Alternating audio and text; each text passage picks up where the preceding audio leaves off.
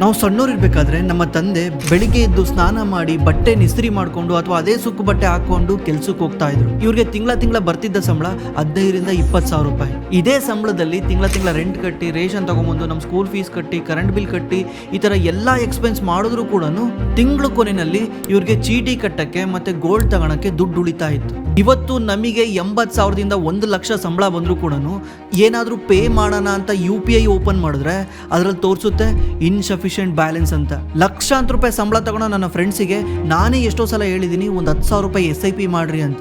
ಅದಕ್ಕೆ ಅವ್ರು ಹೇಳ್ತಾರೆ, ಗುರು ನಿನಗೇನು ಗೊತ್ತು, ಜೀವನ ತುಂಬಾ ಕಷ್ಟ ಇದೆ, ಒಂದೇ ₹1 ಉಳಿಯಲ್ಲ, ಏನಕ್ಕಾದ್ರು ಖರ್ಚು ಮಾಡೋಣ ಅಂದ್ರೆ ನೀನ್ ಹೇಳ್ತಿದ್ದೆ SIP ಮಾಡೋಣ ಅಂತ. ಎಲ್ಲಿಂದ ಮಾಡೋಣ, ಇವಾಗ ಜೀವನ ಹಳೆ ಕಾಲದ ತರ ಇಲ್ಲ, ಇವಾಗ ಬೆಲೆ ಏರಿಕೆ ಜಾಸ್ತಿ ಆಗಿದೆ ಅಂತ ಇವ್ರು ಹೇಳ್ತಾರೆ. ಒಂದೊಂದ್ಸಲ ಇದನ್ನೆಲ್ಲ ಕೇಳಿದ್ರೆ ಹೌದು ನಿಜ ಅನ್ಸುತ್ತೆ, ಬಟ್ ಡೇಟಾ ಉಲ್ಟಾ ಹೇಳುತ್ತೆ.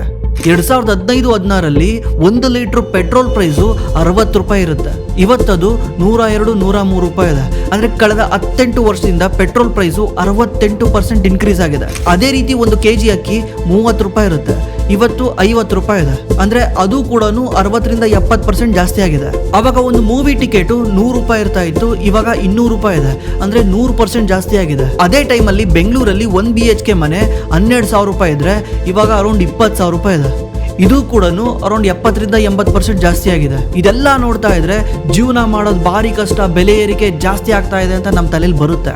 ಬಟ್ ನಾವು ಜಸ್ಟ್ ಇದೊಂದೇ ನೋಡೋದಲ್ಲ, ನಮ್ಮ ಇನ್ಕಮ್ಮು ನೋಡ್ಬೇಕು. 2015-16ರಲ್ಲಿ ಯಾರೋ ಒಬ್ಬ ಫ್ರೆಶರ್ 20,000 ದುಡಿತಾ ಇದ್ದ ಅಂದ್ರೆ ಇವತ್ತೊಂದು ಸಂಬಳ ಮಿನಿಮಮ್ ಅಂದ್ರೂ 70ರಿಂದ 80,000 ಆಗಿರುತ್ತೆ. ಅಂದ್ರೆ 400% ಜಾಸ್ತಿ ಆಗಿದೆ. ಬಟ್ ಬೆಲೆ ಏರಿಕೆ ಆಗಿರೋದೆಷ್ಟು? ನೀವೆಲ್ಲ ಆವರೇಜ್ ಮಾಡಿದ್ರು ಕೂಡ 80ರಿಂದ 90% ಬೆಲೆ ಏರಿಕೆ ಆಗಿದೆ. ನಮ್ಮ ಇನ್ಕಮ್ಮು 400% ಜಾಸ್ತಿ ಆಗಿದೆ. ಇವಾಗ ನಮ್ಗೊಂದು ಐಡಿಯಾ ಬಂತು, ತಿಂಗಳು ಕೊನೆಯಲ್ಲಿ ₹1 ಉಳಿದಲೇ ಇರೋದಕ್ಕೆ ಕಾರಣ ಬೆಲೆ ಏರಿಕೆ ಅಲ್ಲ ಅಂತ. ಹಾಗಿದ್ರೆ ಇದಕ್ಕೆ ನಿಜವಾದ ಕಾರಣ ಏನು? ತಿಂಗಳೆಲ್ಲ ಕಷ್ಟಪಟ್ಟು ಜಾಸ್ತಿ ದುಡಿದ್ರು ಕೂಡ ನಮ್ಮ ಕೈಲಿ ಯಾಕೆ ಒಂದೇ ₹1 ಉಳಿತಾ ಇಲ್ಲ? ಇದಕ್ಕೆಲ್ಲ ಏನ್ ಕಾರಣ?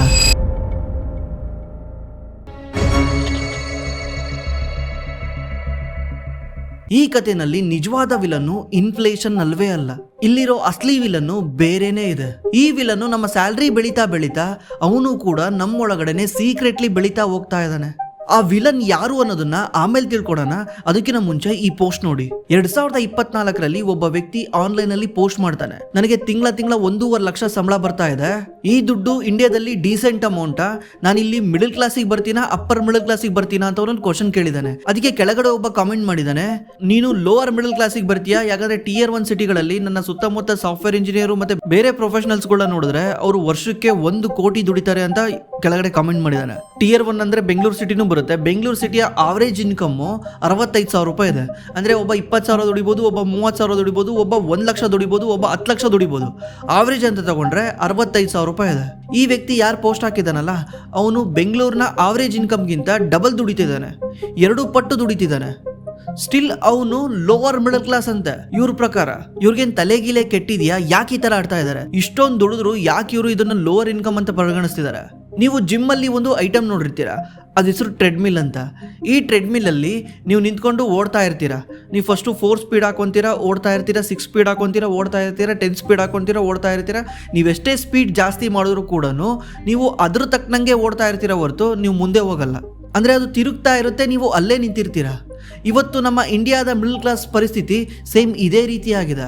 2024ರ RBI ಡೇಟಾ ಪ್ರಕಾರ ನಮ್ಮ ಇಂಡಿಯಾದು 2008ರಲ್ಲಿ ಹೌಸ್ ಹೋಲ್ಡ್ ಸೇವಿಂಗ್ ಇದ್ದಿದ್ದು 37ರಿಂದ 38%, ಇವಾಗದು 5.3% ಬಂದಿದೆ. ಅಂದ್ರೆ ಒಂದು 15-20 ವರ್ಷದ ಒಬ್ಬ ವ್ಯಕ್ತಿ ₹100 ದುಡಿದ್ರೆ ಅವನದ್ರಲ್ಲಿ ₹38 ಸೇವ್ ಮಾಡ್ತಾ ಇದ್ದ, ಇವತ್ತು ₹5 ಸೇವ್ ಮಾಡ್ತಾ ಇದ್ದಾನೆ. ಇನ್ನು ಉಳಿದ ₹95 ಖರ್ಚು ಮಾಡ್ತಾ ಇದ್ದಾನೆ. ಇನ್ನೊಂದು ಡೇಟಾ ನೋಡಿ, ನಮ್ಮ ಇಂಡಿಯಾದು ಟೋಟಲ್ ಹೌಸ್ ಹೋಲ್ಡ್ ಡೆಟ್ 2019ರಲ್ಲಿ GDPಗೆ 39% ಇತ್ತು. ಈಗ 2025ರಲ್ಲಿ ಅದು 48.6% ಜಂಪ್ ಆಗಿದೆ. ಕೇವಲ 5 ವರ್ಷದಲ್ಲಿ 16-17% ಜಾಸ್ತಿ ಆಗಿದೆ ಸಾಲ ಮಾಡೋರ ಸಂಖ್ಯೆ. ಇವತ್ತು ಪ್ರತಿಯೊಬ್ಬ ಇಂಡಿಯನ್ ತಲೆ ಮೇಲೆ 4.8 ಲಕ್ಷ ರೂಪಾಯಿ ಸಾಲ ಇದೆ. ಇದು ಜಸ್ಟ್ 2 ವರ್ಷದಿಂದ 3.9 ಲಕ್ಷ ಇತ್ತು, ಕೇವಲ 2 ವರ್ಷದಲ್ಲೇನೆ 90,000 ರೂಪಾಯಿ ಜಾಸ್ತಿ ಆಗಿದೆ. ಅಂದ್ರೆ ದೇಶದ ಪ್ರತಿಯೊಬ್ಬ ವ್ಯಕ್ತಿ 90,000 ರೂಪಾಯಿ 2 ವರ್ಷದಲ್ಲಿ ಜಾಸ್ತಿ ಸಾಲ ಮಾಡಿದಾನೆ. ಇವ್ರು ಯಾರು ಬಡವರಲ್ಲ, ನಮ್ಮ ನಿಮ್ಮಂತವ್ರೆ 50,000 1 ಲಕ್ಷ ದುಡಿಯೋಂತವ್ರೆ. ಹಾಗಿದ್ರೆ ಯಾಕೆ ಈ ತರ ಆಗ್ತಾ ಇದೆ? ಇದಕ್ಕೆ ಕಾರಣ ಏನಂದ್ರೆ ನಮ್ಮ ಬ್ರೈನ್ ಅಲ್ಲಿ ನಮಗೆ ಗೊತ್ತಿಲ್ಲದ ಹಾಗೆ ಒಂದು ಮೈಂಡ್ ಗೇಮ್ ನಡೀತಾ ಇದೆ. ಹಾಗಿದ್ರೆ ಈ ಮೈಂಡ್ ಗೇಮ್ ಯಾವುದು? ಸೈಕಾಲಜಿನಲ್ಲಿ ಇದಕ್ಕೊಂದು ಬ್ಯೂಟಿಫುಲ್ ಹೆಸರಿಟ್ಟಿದ್ದಾರೆ, ಹೆಡೋನಿಕ್ ಅಡಾಪ್ಟೇಷನ್ ಅಂತ. ಅಂದರೆ ಅಡಾಪ್ಟ್ ಆಗೋದು, ರೂಢಿ ಮಾಡ್ಕೊಳೋದು ಅಂತ. ಅಂದರೆ ನಿಮ್ಮ ಲೈಫಲ್ಲಿ ಏನಾದರೂ ಒಂದು ಹೊಸ ವಸ್ತು ಬಂದರೆ ನಿಮ್ಮ ಬ್ರೈನು ಅದನ್ನು ಸ್ವಲ್ಪ ದಿವಸದಲ್ಲೇ ನಾರ್ಮಲ್ ಆಗಿ ಕನ್ಸಿಡರ್ ಮಾಡೋಕ್ಕೆ ಸ್ಟಾರ್ಟ್ ಮಾಡುತ್ತೆ. ಇದಕ್ಕೊಂದು ಪ್ರಾಕ್ಟಿಕಲ್ ಎಕ್ಸಾಂಪಲ್ ಅಂದರೆ, ನೀವು ಫಸ್ಟ್ ಟೈಮ್ ಆನ್ಲೈನ್ ಆರ್ಡ್ರ್ ಮಾಡಬೇಕಾದ್ರೆ ಯಾವುದೋ ಒಂದೇ ಒಂದು ಆರ್ಡ್ರ್ ನಿಮ್ಮ ಮನೆಗೆ ಬಂದಾಗ ಎಷ್ಟು ಖುಷಿ ಆಗ್ತಿತ್ತು. ವೆಯ್ಟ್ ಮಾಡ್ತಾ ಇದ್ರಿ, ಈ ಆರ್ಡ್ರ್ ಯಾವಾಗ ಬರುತ್ತೆ ಅಂತ. ಬಟ್ ಇವಾಗ ಏನಾಗಿದೆ, ಕ್ವೈಟ್ ಕಾಮನ್ ಆಗಿ ಹೋಗ್ಬಿಟ್ಟಿದೆ. ಇವತ್ತು ಆನ್ಲೈನ್ ಅಲ್ದಲ್ಲೇ ಬೇರೆ ಕಡೆ ನೀವೇನು ತರಿಸ್ಕೊಳೋದೇ ಇಲ್ಲ. ಅದೇ ರೀತಿ ಹೊಸ್ದಾಗಿ ಯಾವ್ದಾನ ಫೋನ್ ತಗೊಂಡಾಗ ಹೆಂಗಿರುತ್ತೆ, ಫಸ್ಟ್ಗೆ ಒಂದು ವಾರ ಆ ಫೋನ್ನ ನೀಟಾಗಿ ಒರೆಸೋದು, ನೀಟಾಗಿ ಇಡೋದು, ಎಷ್ಟು ನೀಟಾಗಿ ನೋಡ್ಕೊಳೋದು. ಆಮೇಲೆ ಏನಾಗುತ್ತೆ, ಆ ಫೋನ್ನ ತೆಗೆದು ಮೂಲೆಗೆ ಸೇದು ಆ ಫೋನ್ ಹಳೆದಾಗೋಗುತ್ತೆ. ಯಾಕಂದ್ರೆ ನಮ್ಮ ಬ್ರೈನು ಕೆಲವೇ ದಿವಸಗಳಲ್ಲಿ ಅದನ್ನೆಲ್ಲ ನಾರ್ಮಲ್ ಮಾಡಕ್ ಬಿಡುತ್ತೆ. ಅದನ್ನ ಸಬ್ಕಾನ್ಶಿಯಸ್ ಮೈಂಡ್ ಅಕ್ಸೆಪ್ಟ್ ಮಾಡ್ಬಿಡುತ್ತೆ, ಇದು ನಾರ್ಮಲ್ ಅಂತ. ನಿಮಗೆ 1 BHK ಮನೆಗೆ ಹೋದಾಗ ಅದೇ ದೊಡ್ಡ ಮನೆ ಅನ್ಸುತ್ತೆ, ಸ್ವಲ್ಪ ದಿವಸದಲ್ಲೇ ಅದು ಸಣ್ಣ ಮನೆ ಅನ್ಸುತ್ತೆ. ನೆಕ್ಸ್ಟ್ 2 BHK ಹೋಗ್ಬೇಕನ್ಸುತ್ತೆ, 2 BHK ಗಿಂತ 3 BHK ಹೋಗ್ಬೇಕನ್ಸುತ್ತೆ, ಬೈಕಿಂದ ಕಾರ್ ತಗೊಳ್ಬೇಕನ್ಸುತ್ತೆ, ಕಾರಿಂದ SUV ತಗೊಳ್ಬೇಕನ್ಸುತ್ತೆ. ಹಿಂಗೆ ಹೋಗ್ತಾ ಹೋಗ್ತಾ ನಮಗೆ ಯಾವ್ದು ಇವತ್ತು ಲಕ್ಸುರಿ ಅನ್ಸುತ್ತಲ್ಲ, ಅದನ್ನ ನಮ್ಮ ಬ್ರೈನ್ ಏನ್ ಥಿಂಕ್ ಮಾಡುತ್ತೆ, ನೆಸಸರಿ ಅನ್ಕೊಳುತ್ತೆ. ನೀವು ಅವಾಗಲೇ ಆ ಪೋಸ್ಟಲ್ಲಿ ನೋಡಿದ್ರಲ್ಲ, ಅವ್ನು ರಿಪ್ಲೈ ಮಾಡಿದಾನಲ್ಲ, ಅವನು ಸುತ್ತಮುತ್ತ ನೋಡ್ತಾನೆ, ಸುತ್ತಮುತ್ತದಲ್ಲಿ 2 ಲಕ್ಷ 3 ಲಕ್ಷ 5 ಲಕ್ಷ ಸಂಬಳ ತಗೊಳೋದು ಕ್ವೈಟ್ ಕಾಮನ್ ಆಗಿದೆ. ಇವಾಗ ಅವನ ಬ್ರೈನ್ ಏನು ಮಾಡುತ್ತೆ, 1.5 ಲಕ್ಷ ಒಳ್ಳೇದಾ ಕೆಟ್ಟದಾ ಅನ್ನೋದನ್ನ ಬೇರೆ ನೋಡಿ ಕಂಪೇರ್ ಮಾಡುತ್ತೆ. ಆಕ್ಚುಲಿ ಅವನಿಗೆ 1.5 ಲಕ್ಷ ದೊಡ್ಡದು ಸಣ್ಣದು ಅನ್ನೋದು ಅವ್ನು ಡಿಸೈಡ್ ಮಾಡ್ತಿಲ್ಲ. ಅವನೇನ್ ಮಾಡ್ತಾ ಇದ್ದಾನೆ, ಸುತ್ತಮುತ್ತ ನೋಡಿ ಕಂಪೇರ್ ಮಾಡ್ತಿದ್ದಾನೆ, ಇದು ಬೆಟರ್ ಅಲ್ವಾ ಅಂತ. ಇದರಿಂದನೇ ಒಂದು ಕಾಲದಲ್ಲಿ 30,000 ಸಂಬಳ ಬಂದ್ರೆ ಆರಾಮಾಗಿರ್ತಿದ್ರು. ಇವಾಗ 1 ಲಕ್ಷ 2 ಲಕ್ಷ 3 ಲಕ್ಷ 5 ಲಕ್ಷ ಎಷ್ಟು ಸಂಬಳ ಬಂದ್ರೂ ಕೂಡ ನೆಮ್ಮದಿಯಾಗಿರಕ್ಕಾಗಲ್ಲ. ಇದನ್ನೇ ನಾವು ಲೈಫ್ ಸ್ಟೈಲ್ ಇನ್ಫ್ಲೇಷನ್ ಅಂತ ಕರಿತೀವಿ. ಇಂಡಿಯಾದಲ್ಲಿ ಕ್ರೆಡಿಟ್ ಕಾರ್ಡ್ ಔಟ್ಸ್ಟ್ಯಾಂಡಿಂಗು ಅಂದರೆ ಕ್ರೆಡಿಟ್ ಕಾರ್ಡಲ್ಲಿ ಸ್ವೈಪ್ ಮಾಡಿ ಉಳಿಸ್ಕೊಂಡಿರೋ ದುಡ್ಡು ಎಷ್ಟಿದೆ ಗೊತ್ತಾ? 2015ರಲ್ಲಿ 350 ಕೋಟಿ ಇರುತ್ತೆ. ಇವತ್ತು 2,40,000 ಕೋಟಿ ಇದೆ.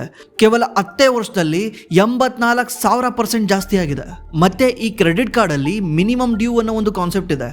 ಅಂದರೆ ನೀವೇನಾದರೂ 1 ಲಕ್ಷ ಸ್ಪೆಂಡ್ ಮಾಡಿದ್ರೆ ಅದರಲ್ಲಿ 3% ಇಲ್ಲ 5% ಅಮೌಂಟ್ನ ನೀವು ಕಟ್ಟಿದ್ರೆ ಸಾಕು, 3,000 ರೂಪಾಯಿ ನೀವು ಕಟ್ಟಿದ್ರೆ ಸಾಕು, ನಿಮಗೆ ಕ್ರೆಡಿಟ್ ಕಾರ್ಡ್ ಕಂಪ್ನಿಗಳು ಏನೂ ಕೇಳಲ್ಲ, ಕಟ್ಟಿ ಅಂತಾನೆ ಕೇಳಲ್ಲ. ಅವ್ರು ಏನು ಮಾಡ್ತಾರೆ, ಇನ್ನು ಉಳಿದಿರೋ 97,000ಕ್ಕೆ ತಿಂಗಳ 3.75% ಇಂಟ್ರೆಸ್ಟ್ ಹಾಕ್ತಾರೆ. ಅಂದರೆ ವರ್ಷಕ್ಕೆ 45% ಇಂಟ್ರೆಸ್ಟ್ ಹಾಕ್ತಾರೆ. ನೀವು ತಗೊಂಡಿರೋ 1 ಲಕ್ಷಕ್ಕೆ ಎಷ್ಟು ಮಿನಿಮಮ್ ಡ್ಯೂ ನೀವು ಪೇ ಮಾಡ್ಕೊಂಡು ಹೋಗ್ತಾ ಇದ್ರೆ ಒಂದೇ ವರ್ಷದಲ್ಲಿ ಅದು ಔಟ್ಸ್ಟ್ಯಾಂಡಿಂಗು 1,45,000 ಆಗುತ್ತೆ. ಇವತ್ತು ನಮ್ಮ ಇಂಡಿಯಾದ ಎಷ್ಟೋ ಜನ ಮಿಡಲ್ ಕ್ಲಾಸ್ಗಳು ದುಡ್ದಿರೋ ದುಡ್ಡಲ್ಲಿ 40% ಈ ತರ ಜಸ್ಟ್ EMIಗೆ ದುಡ್ಡು ಖರ್ಚು ಮಾಡ್ತಾರೆ. ಯಾಕಂದ್ರೆ ಮೋಸ್ಟ್ ಆಫ್ ದ ಜನಗಳ ಲೈಫ್ ಸ್ಟೈಲ್ ಡಿಪೆಂಡ್ ಆಗಿರೋದು ಅವ್ರಿಗೆ ಬರೋ ಪ್ರತಿ ತಿಂಗಳ ಸ್ಯಾಲ್ರಿ ಮೇಲೆ. ನಾವು ರೆಂಟ್ ಕಟ್ಟೋದು ಸ್ಯಾಲ್ರಿಯಿಂದ, ಮನೆ EMI ಕಟ್ಟೋದು ಸ್ಯಾಲ್ರಿಯಿಂದ, ಮಕ್ಕಳು ಸ್ಕೂಲ್ ಫೀಸು ಮತ್ತೆ ಎಂಟೈರ್ ಮನೆ ನಡೆಯೋದೇನೆ ಈ ಸ್ಯಾಲ್ರಿಯಿಂದ. ನೀವೊಂದ್ಸಲ ಯೋಚನೆ ಮಾಡಿ, ನಾಳೆ ಒಂದು ದಿವಸ ಮನೆಯ ಮೇನ್ ಅರ್ನಿಂಗ್ ಪರ್ಸನ್ಗೆ ಏನಾದರೂ ಹೆಚ್ಚು ಕಡಿಮೆ ಆಗಿ ಅರ್ನಿಂಗ್ಸ್ ಏನಾದರೂ ಸ್ಟಾಪ್ ಆಗೋದ್ರೆ ಮನೆ ಗತಿ ಏನಾಗುತ್ತೆ, ನಮ್ಮ ಲೈಫ್ ಸ್ಟೈಲ್ ಕತೆ ಏನಾಗುತ್ತೆ, EMI, ಮಕ್ಕಳ ಎಜುಕೇಷನ್ ಇದನ್ನೆಲ್ಲ ಯಾರು ಕಂಟಿನ್ಯೂ ಮಾಡ್ತಾರೆ? ಅದಕ್ಕೇನೆ ಪ್ರತಿಯೊಬ್ಬರು ಲೈಫ್ ಸ್ಟೈಲ್ನ ಅಪ್ಗ್ರೇಡ್ ಮಾಡ್ಕೊಳ್ಳೋಕ್ಕೂ ಮುಂಚೆ ಒಂದು ಬೇಸಿಕ್ ಫೈನಾನ್ಷಿಯಲ್ ಪ್ರೊಟೆಕ್ಷನ್ನ ತಗೊಳ್ಬೇಕು. ಅದಕ್ಕೋಸ್ಕರ ಇರೋ ಒಂದೇ ಒಂದು ಆಪ್ಷನ್ ಅಂದರೆ ಅದು Axis Max term life insurance. ಇವ್ರ ಹತ್ರ 2 ಕೋಟಿವರೆಗೂ ಕವರು ತಿಂಗಳಿಗೆ ಕೇವಲ 905 ರೂಪಾಯಿಂದ ಸ್ಟಾರ್ಟ್ ಆಗುತ್ತೆ. ಮತ್ತೆ ನೀವೇನಾದ್ರು ಸ್ಯಾಲ್ರಿಡ್ ಆಗಿದ್ರೆ ನಿಮಗೆ 15% ಫಸ್ಟ್ ಇಯರ್ ಡಿಸ್ಕೌಂಟ್ ಸಿಗುತ್ತೆ. ಮತ್ತೆ ನೀವೇನಾದ್ರು ಸ್ಯಾಲ್ರಿಡ್ ವುಮೆನ್ ಆಗಿದ್ರೆ 15% ಫಸ್ಟ್ ಇಯರ್ ಡಿಸ್ಕೌಂಟ್ ಸಿಗುತ್ತೆ. ಮತ್ತೆ ನೀವು ವುಮೆನ್ ಆಗಿರೋದಕ್ಕೆ ಲೈಫ್ ಟೈಮ್ ಡಿಸ್ಕೌಂಟ್ ಸಿಗುತ್ತೆ. ಸೊ ವರ್ಕಿಂಗ್ ವುಮೆನ್ಗೆ ಈ 2 ಬೆನಿಫಿಟ್ ಕೂಡ ಇದೆ. ಮತ್ತೆ ಇವ್ರದ್ದು ಬೆಸ್ಟ್ ಅಂದರೆ ಕ್ಲೈಮ್ ಸೆಟಲ್ಮೆಂಟ್ ರೇಷಿಯೋ 99.7% ಇದೆ. ಮತ್ತೆ ಇವರು ಎಲಿಜಿಬಲ್ ಕ್ಲೈಂಟ್ಗಳಿಗೆ 3 ಅವರ್ ಕ್ಲೈಮ್ ಸೆಟಲ್ಮೆಂಟ್ ಗ್ಯಾರಂಟಿ ಕೊಡ್ತಾರೆ. ಇದ್ರ ಜೊತೆಗೆ ಸ್ಪೆಷಲ್ ವ್ಯಾಲ್ಯೂ ಎಕ್ಸಿಟ್ ಬೆನಿಫಿಟ್ ಕೂಡ ಇದೆ. ಅಂದ್ರೆ ನೀವು ಕಟ್ಟಿರೋ 100% ಪ್ರೀಮಿಯಂ ನ ವಾಪಸ್ ತಗೊಳ್ಬಹುದು. ನಮ್ಮ ಲೈಫ್ ಸ್ಟೈಲ್ ನ ಅಪ್ಗ್ರೇಡ್ ಮಾಡ್ಕೊಳಕ್ಕೂ ಮುಂಚೆ ನಾವು ನಮ್ಮ ಫ್ಯಾಮಿಲಿನ ಪ್ರೊಟೆಕ್ಟ್ ಮಾಡಲೇಬೇಕು. ನೀವೇನಾದ್ರೂ ಈ ಟರ್ಮ್ ಇನ್ಶೂರೆನ್ಸ್ ನ ಬೈ ಮಾಡ್ಬೇಕಂದ್ರೆ ನಮ್ಮ ಡಿಸ್ಕ್ರಿಪ್ಷನ್ ಅಲ್ಲಿ ಲಿಂಕ್ ಇರುತ್ತೆ, ಆ ಲಿಂಕ್ ಯೂಸ್ ಮಾಡ್ಕೊಂಡು ನೀವು ಬೈ ಮಾಡಬಹುದು. ಈ ಲೈಫ್ ಸ್ಟೈಲ್ ಇನ್ಫ್ಲೇಷನ್ ಅನ್ನೋ ಒಂದು ಬೆಂಕಿಗೆ 10 ಪಟ್ಟು ಜಾಸ್ತಿ ತುಪ್ಪ ಸುರಿಯೋ ಜಾಗ ಇದೆ. ಅದ್ಯಾವುದು ಅಂದ್ರೆ ಸೋಷಿಯಲ್ ಮೀಡಿಯಾ. ಈಗ ಸೋಷಿಯಲ್ ಮೀಡಿಯಾ ಅಂದ್ರೆ ಇನ್ಸ್ಟಾಗ್ರಾಮ್ ಬಿಟ್ಟು ಬೇರೇನೂ ಇಲ್ಲ. ಯಾಕಂದ್ರೆ ಸೋಷಿಯಲ್ ಮೀಡಿಯಾದಲ್ಲಿ ನಮ್ಮ ಲೈಫ್ ಹೆಂಗಿದೆ ಅಂತ ಎಲ್ಲರೂ ತೋರಿಸ್ಕೊಂತಾರೆ. ನಿಮ್ಮ ಫ್ರೆಂಡ್ ಯಾರೋ ಒಬ್ಬ ಗೋವಾಗೆ ಹೋದ ಅಥವಾ ಮಾಲ್ಡೀವ್ಸ್ಗೆ ಹೋದ ಅಂದ್ರೆ ಅವನೇನ್ ಮಾಡ್ತಾನೆ, ಅಲ್ಲಿ ಪೋಸ್ಟ್ ಹಾಕ್ತಾನೆ. ಅಲ್ಲಿ ನೀವೇನ್ ನೋಡ್ತೀರಾ, ಅವ್ನು ಯಾವ ರೀತಿಯಲ್ಲಿ ಎಂಜಾಯ್ ಮಾಡ್ದ ಪ್ರತಿಯೊಂದು ನೋಡಿ ನೀವೇನ್ ಮಾಡ್ತೀರಾ, ಇನ್ಸ್ಪೈರ್ ಆಗ್ತೀರಾ ನಾನು ಹೋಗ್ಬೇಕಂತ. ಅದೇ ರೀತಿ ನಿಮ್ಮ ಆಫೀಸಲ್ಲಿ ಯಾರೋ ಒಬ್ರು ಐಫೋನ್ ತಗೊಂಡಿದ್ದಾರೆ ಅಂದ್ರೆ ನಿಮ್ ಫೋನು ಆಟೋಮೆಟಿಕ್ಲಿ ಡೌನ್ಗ್ರೇಡ್ ಆಗಿದೆ ಅನ್ಸುತ್ತೆ, ಇವಾಗ ನಿಮಗೆ ಅಪ್ಗ್ರೇಡ್ ಬೇಕು ಅನ್ಸುತ್ತೆ. ಯಾರೋ ಹೊಸದಾಗಿ ಕಾರ್ ತಗೊಂಡು ಇನ್ಸ್ಟಾಗ್ರಾಮಲ್ಲಿ ಪೋಸ್ಟ್ ಮಾಡಿದ ತಕ್ಷಣ ನಮಗೂ ಅನ್ಸುತ್ತೆ ನಾವು ತಗೊಳ್ಬೇಕು ಅಂತ. ಬಟ್ ನಾವು ಯಾವತ್ತೂ ಯೋಚನೆ ಮಾಡಲ್ಲ, ಇನ್ಸ್ಟಾಗ್ರಾಮಲ್ಲೂ ಕಾಣಲ್ಲ ಈ ಕಾರು ಇವನು ಎಷ್ಟು EMI ಕೊಟ್ಟು ತಂದು ಬಂದಿದ್ದಾನೋ ಗೊತ್ತಿಲ್ಲ. ಬಟ್ ಇನ್ಸ್ಟಾಗ್ರಾಮಲ್ಲಿ ಪೋಸ್ಟ್ ಹಾಕಿದ್ದಾನೆ, ನನಗೂ ತಾಣ್ಬೇಕನ್ಸುತ್ತೆ. ಮತ್ತೆ 2016ರಿಂದ UPI ಬಂದ್ಮೇಲೆ ನಮ್ಮ ಜನ ದುಡ್ಡು ಖರ್ಚು ಮಾಡೋದನ್ನ ಇನ್ನೂ ಜಾಸ್ತಿ ಮಾಡಿದ್ದಾರೆ. ಯಾಕಂದ್ರೆ UPI ನಲ್ಲಿ ದುಡ್ಡು ಖರ್ಚು ಮಾಡೋದು ತುಂಬಾ ಈಸಿ. ಮುಂಚೆ ಆಗಿದ್ರೆ 100, 200, 300, 1000 ಅಂತ ಜೋಬಿಂದ ತೆಗೆದುಕೊಡ್ಬೇಕಾದ್ರೆ ನಮಗೆ ಫೀಲ್ ಆಗ್ತಾ ಇತ್ತು, ನಮ್ಮ ಜೋಬಿಂದ ಯಾವುದೋ ಒಂದು ದುಡ್ಡು ಹೊರಗೆ ಹೋಗ್ತಾ ಇದೆ ಅಂತ ಅನಿಸ್ತಾ ಇತ್ತು. ಬಟ್ ಇವಾಗ ಏನಾಗಿದೆ, ಸ್ಕ್ಯಾನ್ ಮಾಡೋದು, 4 ನಂಬರ್ ಪಿನ್ ಹೊಡಿಯೋದು, ಪಿನ್ ನೋಡಿದ ತಕ್ಷಣ ಅವನಿಗೆ ದುಡ್ಡು ಹೋಗುತ್ತೆ. ಫೀಲೇ ಆಗಲ್ಲ, ದುಡ್ಡು ಹೋಗ್ತಿದೆ ಅನ್ಸೋದೇ ಇಲ್ಲ. ಇದೇ ರೀಸನ್ ಇಂದ ಎಂಡ್ ಆಫ್ ದ ಮಂತ್ ಏನಾಗುತ್ತೆ, ಬ್ಯಾಂಕ್ ಅಕೌಂಟ್ ಅಲ್ಲಿ ದುಡ್ಡೇ ಇಲ್ದಂಗೆ ಆಗುತ್ತೆ. ಮತ್ತೆ ಇವಾಗ ನೀವು ಆನ್ಲೈನ್ ಶಾಪಿಂಗ್ ಅಲ್ಲಿ ನೋಡಿರ್ಬೋದು, BNPL ಅಂತ ಬರ್ತಾ ಇದೆ. BNPL ಅಂದ್ರೆ ಬೈ ನೋ ಪೇ ಲೇಟರ್ ಅಂತ. ಇದೊಂಥರ ಹೊಸ ಬೂಮು. ಇಲ್ಲಿ ಕ್ರೆಡಿಟ್ ಕಾರ್ಡು ಬೇಕಾಗಿಲ್ಲ, ಏನು ಬೇಕಾಗಿಲ್ಲ. ಜಸ್ಟ್ ನಿಮ್ದು ಆಧಾರ್ ಪ್ಯಾನ್ ಹಾಕಿದ್ರೆ ಅವ್ರು ನಿಮಗೆ ಒಂದು ಕ್ರೆಡಿಟ್ ಕೊಡ್ತಾರೆ. ಈ ಕ್ರೆಡಿಟ್ ಇಂದ ನೀವು ಶೂ, ಚಪ್ಪಲಿ, ಬಟ್ಟೆ ಎಲ್ಲಾನು ಸಾಲ ಮಾಡಿ ತಗೊಳೋದು 3 ತಿಂಗಳು ಬಿಟ್ಟು ಕಟ್ಟೋದು ಅಥವಾ 6 ತಿಂಗಳು ಬಿಟ್ಟು ಕಟ್ಟೋದು, EMI ತರ ಕಟ್ಟಬಹುದು. ಆಮೇಲೆ ನೀವು ಅಮೆಝಾನ್ ಅಲ್ಲಿ ನೋಡಿ, ಅಮೆಝಾನ್ ಯಾವುದೇ ಒಂದು ಪ್ರೈಸ್ ನ ತೋರಿಸಬೇಕಾದ್ರೆ ಅವನು ರಿಯಲ್ ಪ್ರೈಸ್ ತೋರಿಸಲ್ಲ, EMI ತೋರಿಸ್ತಾನೆ. ರಿಯಲ್ ಪ್ರೈಸ್ ಬಂದ್ಬಿಟ್ಟು 1 ಲಕ್ಷ ಇದ್ರೆ ನೀವು ಇದನ್ನ 24 ತಿಂಗಳು ಕಟ್ಬೋದು, ತಿಂಗಳ 4,000, 4,500 ಅಂತ ಆ ತರ ತೋರಿಸ್ತಾನೆ. ನಮಗೇನು ಕಾಣುತ್ತೆ, 4,500 ಅಲ್ಲ ಅಂತ ಈಸಿಯಾಗಿ ಕಾಣಿಸ್ಬಿಡುತ್ತೆ. ನಾವು ಅದನ್ನ ನೋಡಿ ಅಟ್ರಾಕ್ಟ್ ಆಗ್ಬಿಡ್ತೀವಿ. ಆಮೇಲೆ ಗೊತ್ತಾಗುತ್ತೆ EMI ಅಂತ. ಮತ್ತೆ ನಮಗೆ EMIಗೆ ಆಸೆ ಬರುತ್ತೆ. ಮತ್ತೆ ನೀವು ಕೆಲವೊಬ್ರು ಕೇಳ್ಬೋದು, ನಿನಗೇನು ಕಷ್ಟ ಗುರು, ನಾವು ದುಡಿತೀವಿ, ನಾವು ಖರ್ಚು ಮಾಡ್ತೀವಿ, ನಾವು ಏನಾದರೂ ಮಾಡ್ತೀವಿ, ನಿನಗೇನು ಕಷ್ಟ, ನಿನಗೇನು ಪ್ರಾಬ್ಲಮ್ ಇದರಿಂದ ಅಂತ. ನನಗೇನು ಪ್ರಾಬ್ಲಮ್ ಇಲ್ಲ, ಬಟ್ ಇದು ಟ್ರ್ಯಾಪು. ಯಾಕಂದರೆ ನೀವು ಇದನ್ನು ಏನು ಅನ್ಕೊಂಡ್ಬಿಡ್ತೀರಾ, ಇದೇ ರಿಯಲ್ ಇನ್ಕಮ್ ಅನ್ಕೊಂಡ್ಬಿಡ್ತೀರಾ. ನಿಮ್ಮ ಸಂಬಳ ಜಾಸ್ತಿ ಆಗ್ತಿರೋದು, ನಿಮ್ಮ ಸಂಬಳ ಗ್ರೋತ್ ಆಗ್ತಿರೋದು ಇದೇ ರಿಯಲ್ ಅನ್ಕೊಂಡ್ಬಿಡ್ತೀರಾ. 2020-21ರಲ್ಲಿ ಇಂಡಿಯಾದಲ್ಲಿ ಒಂದು ಟೆಕ್ ಬೂಮ್ ಸ್ಟಾರ್ಟ್ ಆಗಿತ್ತು. ಆ ಟೈಮಲ್ಲಿ ಎಲ್ಲ ಕಡೆ ಸಾಫ್ಟ್ವೇರ್ ಇಂಜಿನಿಯರ್ಗಳನ್ನ 24 ಲಕ್ಷ, 25 ಲಕ್ಷ, 30 ಲಕ್ಷ ಎಲ್ಲ ಕೊಟ್ಟು ಕರ್ಕೊಳೋರು. ಯಾಕಂದರೆ ಆ ಟೈಮಲ್ಲಿ ಫಂಡಿಂಗ್ ಸಿಗ್ತಾ ಇತ್ತು. ಯಾಕಂದರೆ ಅಮೆರಿಕ ಇಂದ 0 ಇಂಟ್ರೆಸ್ಟ್ ರೇಟಿಗೆ ದುಡ್ಡು ತಗೊಂಬಂದ್ಬಿಟ್ಟು ವೆಂಚರ್ ಕ್ಯಾಪಿಟಲಿಸ್ಟು ಇಂಡಿಯಾದ ಸ್ಟಾರ್ಟ್ಅಪ್ಗಳಲ್ಲಿ ಇನ್ವೆಸ್ಟ್ ಮಾಡ್ತಿದ್ರು. ಇವ್ರಿಗೆ ಟ್ಯಾಲೆಂಟ್ ಬೇಕಾಗಿರೋದ್ರಿಂದ ಫಿಯರ್ ಅಲ್ಲಿ ಎಲ್ಲರೂ ಎಷ್ಟು ಬೇಕಷ್ಟೇ ಕೊಟ್ಟು ಕರ್ಕೊಂಡ್ರು. ಮುಂದೆ ಏನಾಗೋಯ್ತು, ಮುಂದೆ ಒಂದೊಂದೇ ಸ್ಟಾರ್ಟ್ಅಪ್ಗಳು ಮುಚ್ತಾ ಹೋದ್ವು. ಇದರಿಂದ ಎಷ್ಟು ಜನ ಕೆಲಸ ಕಳ್ಕೊಂಡ್ರು. ನೀವು ಒಂದ್ಸಲ 24 ಲಕ್ಷ, 30 ಲಕ್ಷ ನಿಮ್ಮ ಜಾಬಲ್ಲಿ ಇಳಿಸ್ಕೊಳ್ಳೋದು ನೋಡ್ಬಿಟ್ರೆ ನೀವೇನು ಮಾಡ್ತೀರಾ, ನನ್ನ ಸಂಬಳ ಇಷ್ಟೇ ಅನ್ಕೊಂಡ್ಬಿಡ್ತೀರಾ. ನೆಕ್ಸ್ಟ್ ಇದಕ್ಕೆ ಅಡಾಪ್ಟ್ ಆಗಿಬಿಡ್ತೀರಾ. ನೆಕ್ಸ್ಟ್ ಹೋಗಿ ಕಮ್ಮಿ ಸಂಬಳಕ್ಕೆ ಕೆಲಸ ಮಾಡೋಕ್ಕೆ ಹೆಂಗಾಗುತ್ತೆ, ಬಿಕಾಸ್ ನಿಮ್ದು ಆಲ್ರೆಡಿ EMI ರನ್ ಆಗ್ತಿರುತ್ತಲ್ಲ. ಆಲ್ರೆಡಿ ಕಾರ್ EMI, ಮನೆ EMI, ಬೈಕ್ EMI ಅಂತ ಪೇ ಮಾಡಬೇಕಲ್ಲ. ಇದನ್ನು ನೀವು ರಿಯಲ್ ಇನ್ಕಮ್ ಅನ್ಕೊಂಡ್ಬಿಡ್ತೀರಾ. ಅವ್ನು ಕೆಳಗಡೆ ಹಂಗೆ ಅಲ್ಲ ಕಾಮೆಂಟ್ ಹಾಕಿರೋದು, ಬೆಂಗಳೂರು ಅಂತ ಸಿಟಿನಲ್ಲಿ ಎಲ್ಲರೂ ವರ್ಷಕ್ಕೆ 1 ಕೋಟಿ ದುಡಿತಾರೆ ಅಂತ ಕಾಮೆಂಟ್ ಹಾಕಿದ್ದಾನೆ. ಅದು ರಿಯಲ್ಲ. ಇಮ್ಯಾಜಿನ್ ಮಾಡೋಕ್ಕೂ ಆಗುತ್ತಾ? ಇರ್ಬೋದು ಯಾವುದೋ ಒಂದು ವರ್ಷ ಈ ಥರ ಬೂಮ್ ಬಂದು ರಿಯಲ್ ಆಗಿರ್ಬೋದು, ಬಟ್ ಅದಕ್ಕೆ ಸಸ್ಟೈನ್ ಆಗಲ್ಲ. ಇವಾಗ ನೀವು ರೀಸೆಂಟಾಗಿ ನೋಡಿ ಯಾವ ರೀತಿ ಕಂಪ್ನಿಗಳು ಫೈರ್ ಮಾಡ್ತಾ ಇದ್ದಾವೆ. ಒರಾಕಲ್ಲು ಜಸ್ಟ್ ಒಂದು ನೈಟು ಮೇಲ್ ಆಗ್ತಾನೆ, 12,000 ಎಂಪ್ಲಾಯ್ಗಳಿಗೆ ಮೇಲ್ ಆಗ್ತಾನೆ, ನಾಳೆಯಿಂದ ನೀವು ಬರಬೇಡ್ರಿ ಅಂತ. ಅಂತರ್ಗತಿ ಏನಾಗುತ್ತೆ, ತಿಂಗಳು ಕೊನೆಗೂ ಅಲ್ಲ, ನೈಟ್ ಆಗ್ತಾನೆ ಎಲ್ಲರಿಗೂ ಮೇಲು. Anything can happen. ಲೈಫಲ್ಲಿ ಯಾವುದು ಪರ್ಮನೆಂಟ್ ಅಲ್ಲ. ಹಾಗಿದ್ರೆ ಈ ಟ್ರ್ಯಾಪಿಂದ ತಪ್ಪಿಸ್ಕೊಳೋದು ಹೆಂಗೆ? ಈ ಟ್ರ್ಯಾಪಿಂದ ತಪ್ಪಿಸ್ಕೊಳೋದು ಅದರಲ್ಲೂ ಈಗಿನ ಕಾಲದಲ್ಲಿ ತುಂಬಾ ಕಷ್ಟ. ಯಾಕಂದ್ರೆ ಈಗಿನ ಕಾಲದಲ್ಲಿ ನಮಗೆ ಬಹಳ ಆಪ್ಷನ್ಸ್ ಇದಾವೆ. ನಮ್ಮ ತಂದೆ ತಾಯಿ 20-25 ಸಾವಿರ ದುಡಿದ್ರು ಕೂಡ ಯಾಕೆ ಸೇವ್ ಮಾಡ್ತಿದ್ರು ಅಂದರೆ, ಆಗಿನ ಟೈಮಲ್ಲಿ ಸೋಷಿಯಲ್ ಮೀಡಿಯಾ ಇರಲಿಲ್ಲ. ಈ ಥರ ಫ್ಲಿಪ್ಕಾರ್ಟು, ಅಮೆಝಾನು, ಮಿಂತ್ರಾ ಈ ಥರ ಯಾವುದೂ ಇರಲಿಲ್ಲ. ಅವ್ರೇನಾದರೂ ಬಟ್ಟೆ ತಗೊಳ್ಬೇಕಂದ್ರೆ ಯಾವುದಾದ್ರೂ ಹಬ್ಬಕ್ಕೆ ವರ್ಷಕ್ಕೊಂದ್ಸಲ ತಗೊಳೋರು, ಅಥವಾ ಯಾವುದಾದ್ರು ಹುಟ್ಟು ಹಬ್ಬಕ್ಕೆ ತಗೊಳೋರು. ಇವಾಗ ಏನಾಗಿದೆ, ವರ್ಷಕ್ಕೆ 8ರಿಂದ 10 ಸಲ ಸೇಲ್ಸ್ ಬರ್ತವೆ. ಪ್ರತಿ ಸಲ ಯಾವ್ದಾದ್ರು ಹೆಸರಿಟ್ಕೊಂಡು ಸೇಲ್ಸ್ ತಗೊಂಬರ್ತಾರೆ. ಸಮ್ಮರ್ ಸೇಲು, ವಿಂಟರ್ ಸೇಲು, ಏನಾದರೂ ಸೇಲ್ಸ್ ಹೆಸರಿಟ್ಕೊಂಡು ಸೇಲ್ಸ್ ತಗೊಂಬರ್ತಾರೆ. ಇದನ್ನ ನಮಗೆ ಟೆಂಪ್ಟ್ ಮಾಡ್ತಾರೆ. ಮತ್ತೆ ಇವಾಗ ಎಲ್ಲದಕ್ಕೂ ಅಪ್ಲಿಕೇಶನ್ ಇದೆ, ಪ್ರತಿ ಒಂದಕ್ಕೂ ಮೊಬೈಲ್ ಆ್ಯಪ್ ಇದೆ. ಇದೇನು ಮಾಡ್ತಾ ಇರುತ್ತೆ, ನಿಮಗೆ ಪುಷ್ ನೋಟಿಫಿಕೇಶನ್ ಕಳಿಸ್ತಾ ಇರುತ್ತೆ, ಹೇಳ್ತಾ ಇರುತ್ತೆ ಸ್ಪೆಂಡ್ ಮಾಡಿ ಅಂತ. ಮತ್ತೆ ಆಗಿನ ಕಾಲದಲ್ಲಿ ಈ ಥರ EMI ಇಷ್ಟು ಈಸಿಯಾಗಿ ಸಿಗ್ತಾ ಇರಲಿಲ್ಲ. ಇವಾಗ EMI ಸಿಗೋದು ಮ್ಯಾಟ್ರೇ ಅಲ್ಲ. ನಿಮಗೆ ಬೈಕ್ ಬೇಕಂದ್ರೆ 1 ರೂಪಾಯಿನೂ ಕೊಡ್ದಂಗೆ ನಿಮಗೆ ಗಾಡಿ ಕೊಟ್ಟು ಕಳಿಸ್ತಾರೆ. ಕಾರು ಕೂಡ 0 ಡೌನ್ ಪೇಮೆಂಟ್ ಇದ್ರೆ ನಿಮಗೆ ಗಾಡಿ ಕಟ್ಟು ಕಳಿಸ್ತಾರೆ. ಇವಾಗ ನಿಮ್ಮ ಹತ್ರ ದುಡ್ಡಿಲ್ಲ ಅಂದ್ರೂ ತುಂಬಾ ಜನ ಅವ್ರ ಪ್ರಾಡಕ್ಟ್ನ ನಿಮಗೆ ಈಸಿಲಿ ಸೆಲ್ ಮಾಡ್ತಾರೆ. ಯಾಕಂದ್ರೆ ನೀವು ಮುಂದೆ ದುಡಿಯೋ ದುಡ್ಡನ್ನ ಅವ್ರಿಗೆ ಕೊಡ್ತಾ ಹೋಗ್ತೀರಾ ಅಂತ. ಬ್ಯಾಂಕ್ಸ್ ಇದೇ ರೀತಿ ದುಡ್ಡು ಮಾಡೋದು, ಎಲ್ಲ ಕಂಪ್ನಿಗಳು ಇದೇ ರೀತಿ ದುಡ್ಡು ಮಾಡೋದು, ಇವರೆಲ್ಲ ಸೇರ್ಕೊಂಡು ನಮ್ಮನ್ನ ಕಟ್ಟಾಕ್ತಾ ಇದಾರೆ. ನೀವು ನಿಜವಾಗ್ಲೂ ಇದರಿಂದ ತಪ್ಪಿಸ್ಕೊಬೇಕಂದ್ರೆ ನೀವು ಈ 3 ಸ್ಟೆಪ್ನ ಫಾಲೋ ಮಾಡಲೇಬೇಕು. ಈ 3 ಸ್ಟೆಪ್ನ ಫಾಲೋ ಮಾಡಿದ್ರೆ ನನಗನ್ನಿಸ್ದಂಗೆ most of the problem solve ಆಗುತ್ತೆ ಅನ್ಸುತ್ತೆ. ಮೊದಲನೇ ಸ್ಟೆಪ್ಪು, ಪೇ ಯುವರ್ ಸೆಲ್ಫ್.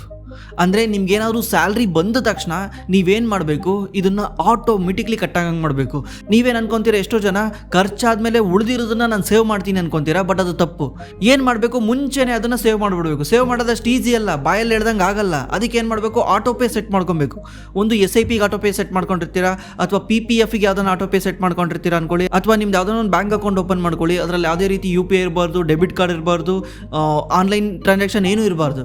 ನೀವೇನಾದರೂ ಅಲ್ಲಿ ದುಡ್ಡು ಬಿಡಿಸ್ಬೇಕಂದ್ರೆ ಚೆಕ್ ತಗೊಂಡೋಗಿ ಬಿಡಿಸಂಗಿರಬೇಕು. ಅಂಥದ್ದು ಯಾವ್ದಾದ್ರು ಬ್ಯಾಂಕ್ ಅಕೌಂಟ್ ಕ್ರಿಯೇಟ್ ಮಾಡ್ಕೊಳ್ಳಿ. ಅದಕ್ಕೆ ನೀವು ಆಟೋ ಡೆಬಿಟ್ ಸೆಟ್ ಮಾಡ್ಬೋದು. ಆಟೋಮೆಟಿಕ್ಲಿ ಎಲ್ಲ ಬ್ಯಾಂಕ್ಗಳು ಅದನ್ನು ಸಪೋರ್ಟ್ ಮಾಡ್ತವೆ. ಈ ತಿಂಗಳು ಬಂದ ತಕ್ಷಣ ಆಟೋಮೆಟಿಕ್ಲಿ ಈ ಬ್ಯಾಂಕಿಂದ ಆ ಬ್ಯಾಂಕಿಗೆ ದುಡ್ಡು ಟ್ರಾನ್ಸ್ಫರ್ ಆಗಿಬಿಡುತ್ತೆ. ಆವಾಗ ನೀವು ನಿಮ್ಮ ಮೈಂಡಿಗೆ ಮೆಸೇಜ್ ಕೊಡ್ತೀರಾ. ಏನಂದರೆ 20,000 ಆಲ್ರೆಡಿ ಕಟ್ಟಾಗಿದ್ರೆ ನಿಮ್ಮ ಮೈಂಡ್ ಏನು ಅನ್ಕೊಳುತ್ತೆ, ನನ್ನ ಸಂಬಳ 1 ಲಕ್ಷ ಅಲ್ಲ 80,000 ಅಂತ.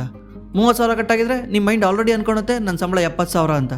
ಇವಾಗ ಏನು ಮಾಡ್ತೀರಾ, ನೀವು ಆ 70,000ದಲ್ಲೇ ಜೀವನ ನಡೆಸೋಕೆ ಹೋಗ್ತೀರಾ. ನಿಮ್ಮ ಮೈಂಡ್ ಆಟೋಮೆಟಿಕ್ಲಿ ಅದನ್ನೇ ನೋಡುತ್ತೆ. ಹಿಂಗೆ ವರ್ಕ್ ಆಗೋದು. ಮತ್ತೆ ನಿಮ್ಗೆ ಯಾವಾಗ ಆ ದುಡ್ಡನ್ನ ಬ್ಯಾಂಕಲ್ಲಿ ಇಟ್ಟಿರೋದು ಅಥವಾ SIP ಮಾಡಿರೋದು ಏನಾದರೂ ಬಿಡಿಸ್ಕೊಬೇಕು ಅನ್ಸಿದ್ರೆ ಅದು ಸ್ವಲ್ಪ ಫ್ರಿಕ್ಷನ್ ಇರುತ್ತೆ, ಬಿಡಿಸ್ಕೊಳ್ಳೋದು ಕಷ್ಟ ಆಗುತ್ತೆ. ಅವಾಗ ನೀವೇನು ಮಾಡ್ತೀರಾ, ಇರಲಿ ಬಿಡು ನೋಡ್ಕೊಳ್ಳೋಣ, ನೆಕ್ಸ್ಟ್ ಟೈಮ್ ನೋಡ್ಕೊಳ್ಳೋಣ, ಅದ್ರ ಬಿಟ್ಟು ನೆಕ್ಸ್ಟ್ ಟೈಮ್ ನೋಡ್ಕೊಳ್ಳೋಣ ಅಂತ ಸುಮ್ಮನಾಗ್ಬಿಡ್ತೀರಾ. ಇದರಿಂದ ಏನಾಗುತ್ತೆ, ಆ ದುಡ್ಡು ಅಲ್ಲೇ ಬಿದ್ದು ಕುಳಿತಾ ಇರುತ್ತೆ, ಅಥವಾ ಅಟ್ಲೀಸ್ಟ್ ಏನೋ ಒಂದು ಸೇವ್ ಆಗುತ್ತೆ. ನಿಮ್ದು ಏನಾದರೂ ಇವಾಗ 50,000 ರೂಪಾಯಿ ಸಂಬಳ ಇದೆ ಅನ್ಕೊಳ್ಳಿ, ಈ ವರ್ಷ ನಿಮ್ಮದು ಸ್ಯಾಲ್ರಿ ಜಾಸ್ತಿ ಆಯಿತು, 60,000 ಆಯ್ತು ಅನ್ಕೊಳ್ಳಿ. ಇವಾಗ ಏನು ಎಕ್ಸ್ಟ್ರಾ 10,000 ಬಂದಿದೆಯಲ್ಲ, ಇದರಲ್ಲಿ 50% ಮಾತ್ರ ನಿಮ್ಮ ಲೈಫ್ ಸ್ಟೈಲ್ನ ಅಪ್ಗ್ರೇಡ್ ಮಾಡ್ಕೊಳಕ್ಕೆ ಯೋಚನೆ ಮಾಡಬೇಕು. ಎಕ್ಸಾಂಪಲ್, ನಿಮ್ಮ ಮನೆಗೆ ಯಾವುದೋ ಫ್ರಿಜ್ ಚೇಂಜ್ ಮಾಡ್ಬೇಕಂತಿದ್ದೀರಾ, ವಾಷಿಂಗ್ ಮಿಷಿನ್ ಚೇಂಜ್ ಮಾಡ್ಬೇಕಂತಿದ್ದೀರಾ, ಅಥವಾ ಕಾರ್ನ ಅಪ್ಗ್ರೇಡ್ ಮಾಡ್ಕೊಳ್ಬೇಕಂತಿದ್ದೀರಾ. ಅವಾಗ ನೀವು ಏನು ಮಾಡಬೇಕಂದ್ರೆ, ಈ ಎಕ್ಸ್ಟ್ರಾ 5,000 ರೂಪಾಯಿ ಏನು ಉಳಿಯುತ್ತಲ್ಲ, ಇದಕ್ಕೆ ಬೇಕಾದ್ರೆ ನೀವು ಕಮಿಟ್ಮೆಂಟ್ ಮಾಡ್ಕೊಳ್ಳಿ, ಇದಕ್ಕೆ ಬೇಕಾದ್ರೆ EMIಗೆ ಹೋಗಿ, ಆದಷ್ಟು EMIನ ಅವಾಯ್ಡ್ ಮಾಡಿ. ಬಟ್ ಆ ಥರ ಥಿಂಕ್ ಮಾಡಿ. ಅದು ಬಿಟ್ಬಿಟ್ಟು ಎಂಟೈರ್ 10,000 ಬಂದಿದೆಯಾ, ಈ 10,000ಕ್ಕೆ ಆಲ್ರೆಡಿ ಪ್ಲಾನ್ ಮಾಡಿರ್ತಾರೆ. ನಾನೇ ತುಂಬ ಜನ ನೋಡಿದ್ದೀನಿ, ಸ್ಯಾಲ್ರಿ ಹೈಕ್ ಬರುತ್ತೆ ಅಂತ ಗೊತ್ತಾದ್ರೆ ಇವ್ರಿಗೆ ಆಲ್ರೆಡಿ ಅದಕ್ಕೊಂದು ಕಮಿಟ್ಮೆಂಟ್ ಫಿಕ್ಸ್ ಮಾಡ್ಕೊಂಡಿರ್ತಾರೆ. ಇದರಿಂದ ಏನಾಗುತ್ತೆ, ನಾವು ಮತ್ತೆ ಟ್ರೆಡ್ಮಿಲ್ ಅಲ್ಲಿ ನಿಂತ್ಕೊಂಡು ಓಡ್ತಾನೆ ಇರ್ತೀವಿ, ಅದು ನಮಗೆ ಸಿಗೋದೇ ಇಲ್ಲ ದಾರಿ. ಇವ್ರು ನೋಡಿ ನಾವು ಬೇಜಾರಾಗ್ತೀವಿ, ಅವ್ರು ಅಷ್ಟು ದುಡಿತಾರೆ, ನಾವು ಇವ್ರು ಇಷ್ಟು ದುಡಿತಾರೆ, ನಾವೇನು ದುಡಿತಾ ಇಲ್ಲ ಅಂತ ಲೈಫಲ್ಲಿ ಕೊರಗ್ತಾ ಕೂತ್ಕೊಂತೀವಿ. ಅದಕ್ಕೇನೆ ಮ್ಯಾಕ್ಸಿಮಮ್ 50% ಅಷ್ಟೇ ನಿಮ್ಮ ಸ್ಯಾಲ್ರಿ ಹೈಕ್ ಬಂದ್ರೆ ಲೈಫ್ನ ಅಪ್ಗ್ರೇಡ್ ಮಾಡ್ಕೊಳ್ಳಿ, ಏನಾರ ಮಾಡ್ಕೊಂಡು ಹೋಗ್ಬಿಡಿ. ಇನ್ನು ಉಳಿದಿರೋ 5,000ನ SIP ಮಾಡ್ತಿರೋ, ಸೇವಿಂಗ್ ಮಾಡ್ತಿರೋ, PPF ಅಲ್ಲಿ ಮಾಡ್ತಿರೋ, ಅವಾಗಲೇ ಏನು ಹೇಳಿದ್ವಲ್ಲ ಆ ಥರ ಮಾಡಿ. ಅವಾಗ ಏನಾಗುತ್ತೆ, ನಿಮ್ಮ ಕೈಯಲ್ಲಿ ದುಡ್ಡು ಉಳ್ಕೊಳ್ಳುತ್ತೆ. ಲಾಸ್ಟ್ನೇದು, ಇದೊಂದು ಸ್ವಲ್ಪ ಮಾಡೋದು ಕಷ್ಟ, ಬಟ್ ಮಾಡಿದ್ರೆ ಇದರಂಥ ಎಫೆಕ್ಟಿವ್ ಯಾವುದೂ ಇಲ್ಲ. ಏನಂದರೆ, ಲಾಸ್ಟ್ 3 ಮಂತಿಂದು ನಾವು ಸ್ಟೇಟ್ಮೆಂಟ್ ಡೌನ್ಲೋಡ್ ಮಾಡ್ಕೊಬೇಕು. ಮೊಬೈಲ್ ಆ್ಯಪಲ್ಲಿ ಹೋಗಬೇಕು ಅಥವಾ ಪಾಸ್ಬುಕ್ಕಲ್ಲಿ ಹೋಗಿ ಎಂಟ್ರಿ ಮಾಡ್ಸ್ಕೊತಿರೋ ಗೊತ್ತಿಲ್ಲ. ಲಾಸ್ಟ್ 3 ಮಂತ್ಸಲ್ಲಿ ನಾವು ಏನೇನು ಸ್ಪೆಂಡ್ ಮಾಡಿದ್ದೀವಿ, ಏನೇನು ಖರ್ಚು ಮಾಡಿದ್ದೀವಿ ಅಂತ ಒಂದು ಸ್ಟೇಟ್ಮೆಂಟ್ನ ಡೌನ್ಲೋಡ್ ಮಾಡ್ಕೊಬೇಕು. ಡೌನ್ಲೋಡ್ ಮಾಡಿಕೊಂಡು ನಾವು ಕುತ್ಕೊಂಡು ನೋಡಬೇಕು. ಬಟ್ ಇದನ್ನು ChatGPTಗೆ ಅಪ್ಲೋಡ್ ಮಾಡೋರು ತೋರಿಸುತ್ತೆ, ಬಟ್ ಅಷ್ಟು ಎಫೆಕ್ಟಿವ್ ಆಗಿರಲ್ಲ, ಎಮೋಷನ್ ಇರಲ್ಲ ಅದಕ್ಕೆ ChatGPTಗೆ.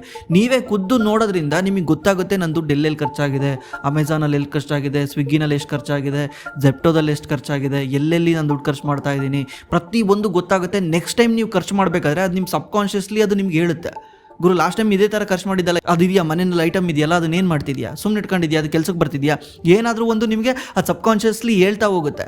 ಇದು ತುಂಬ ಎಫೆಕ್ಟಿವ್ ಇದು. ಬಟ್ ಇದು ಎವ್ರಿ 3 ಮಂತ್ಸ್ಗೆ ಒಂದ್ಸಲ ಮಾಡೋದು ಕಷ್ಟ, ಬಟ್ ಮಾಡಿ ಬಿಡಬೇಡಿ, ಮಾಡ್ತಾ ಹೋಗಿ. ಡಿಸಿಪ್ಲಿನ್ ಭಯಂಕರ ಕಷ್ಟ, ಹೇಳ್ತೀನಿ ಕೇಳಿ. ಇವತ್ತು ನೀವು ಈ ವಿಡಿಯೋ ನೋಡ್ಬಿಟ್ಟು ಮೊಬೈಲ್ ಆ್ಯಪ್ನ ಡೌನ್ಲೋಡ್ ಮಾಡ್ಕೊಂಡು ಸ್ಟೇಟ್ಮೆಂಟ್ ಓಪನ್ ಮಾಡ್ಕೊಂಡು ನೋಡ್ತೀರಾ, ಬಟ್ ಎವ್ರಿ ಟೈಮ್ ಮಾಡೋಕ್ಕಾಗಲ್ಲ, ಎವ್ರಿ ಟೈಮ್ ಅದನ್ನು ಇದು ಮಾಡೋಕ್ಕಾಗಲ್ಲ. ಡಿಸಿಪ್ಲಿನ್, ಫೈನಾನ್ಷಿಯಲಿ ಡಿಸಿಪ್ಲಿನ್ ಆಗಿರೋದು ಭಾರಿ ಕಷ್ಟ. ನಾನು ಟ್ರೈ ಮಾಡ್ತೀನಿ 2 ತಿಂಗಳಿಗೆ 3 ತಿಂಗಳಿಗೆ ಒಂದ್ಸಲ ಇದೇ ಥರ ಟಾಪಿಕಲ್ಲಿ ಮಾಡೋಕ್ಕೆ. ಯಾಕಂದರೆ ನನ್ನ ಮುಖ ನೋಡಿದ ತಕ್ಷಣ ನಿಮ್ಗೆ ಅನಿಸ್ಬೇಕು, ಸೇವಿಂಗ್ಸ್ ಮಾಡಬೇಕು, ನಾನು ಏನಾದರೂ ಮಾಡಬೇಕು ಅಂತ ಅನಿಸ್ಬೇಕು. ನನ್ನ ಮುಖ ನೋಡಿದ ತಕ್ಷಣ ಜ್ಞಾಪನ ಬರಬೇಕು. ಆ ರೀತಿ ಮತ್ತೆ ಜ್ಞಾಪನ ಮಾಡ್ತಿರ್ತೀನಿ. ಬಟ್ ನೀವು ಮಾತ್ರ ಡಿಸಿಪ್ಲಿನ್ ಆಗಿರಿ. ಒಂದು ಸಲ ನೀವು ಇದನ್ನು ರೂಢಿ ಮಾಡ್ಕೊಂಬಿಟ್ರೆ ಮತ್ತೆ ನೀವು ಇದರಿಂದ ವಾಪಸ್ ಬರೋದು ಭಾರಿ ಕಷ್ಟ. ಯಾರು ನಿಮ್ಮನ್ನು ಡಿಸ್ಟ್ರಾಕ್ಟ್ ಮಾಡೋಕ್ಕಾಗಲ್ಲ. ಸ್ವಲ್ಪ ದಿವಸ ಕಷ್ಟ ಆಗುತ್ತೆ ರೂಢಿ ಮಾಡ್ಕೊಳೋದು, ಹ್ಯಾಬಿಟ್ ಆಗಿಬಿಡುತ್ತೆ ಇದು. ಈ 3ನ್ನ ಟ್ರೈ ಮಾಡಿ, ವರ್ಕ್ ಆಗಲಿಲ್ಲದ್ರೆ ನೋಡಿ. ಮತ್ತು ನಿಮಗೂ ಏನಾದರೂ ಇನ್ಪುಟ್ ಕೊಡೋದಿದ್ರೆ ದಯವಿಟ್ಟು ಕೆಳಗಡೆ ಕಾಮೆಂಟ್ ಮಾಡಿ. ಮತ್ತು ನೀವು ಯಾರಾದರೂ ಸೇವಿಂಗ್ ಸ್ಟ್ರಾಟಜಿ ಯೂಸ್ ಮಾಡ್ತಾ ಇದ್ದರೆ ದಯವಿಟ್ಟು ಕೆಳಗಡೆ ಕಾಮೆಂಟ್ ಮಾಡಿ. ನನಗೂ ಗೊತ್ತಾಗುತ್ತೆ ಮತ್ತು ತುಂಬ ಜನಕ್ಕೆ ಗೊತ್ತಾಗುತ್ತೆ. ಇದರಿಂದ ಬೇರೆಯವರು ಏನೋ ಒಂದು ಕಲಿಯೋಕ್ಕೆ ಹೆಲ್ಪ್ ಆಗುತ್ತೆ. ನಾನು ಅವಾಗಲೇ ಹೇಳ್ದಂಗೆ ರಿಯಲ್ ಫೈನಾನ್ಷಿಯಲ್ ಪ್ಲಾನಿಂಗು ಜಸ್ಟ್ ರಿಟರ್ನಿಂದ ಬರಲ್ಲ, ಅದು ಪ್ರೊಟೆಕ್ಷನಿಂದ ಬರುತ್ತೆ. ಸೊ ನೀವೇನಾದರೂ ಈ ಟರ್ಮ್ ಇನ್ಶೂರೆನ್ಸ್ನ ಬೈ ಮಾಡಂಗಿದ್ರೆ ನಮ್ಮ ಡಿಸ್ಕ್ರಿಪ್ಷನಲ್ಲಿ ಲಿಂಕ್ ಇರುತ್ತೆ, ಆ ಲಿಂಕ್ ಯೂಸ್ ಮಾಡ್ಕೊಂಡು ನೀವು ಬೈ ಮಾಡ್ಬೋದು. ಥ್ಯಾಂಕ್ಸ್ ಫಾರ್ ವಾಚಿಂಗ್, ಮತ್ತೆ ಸಿಗೋಣ.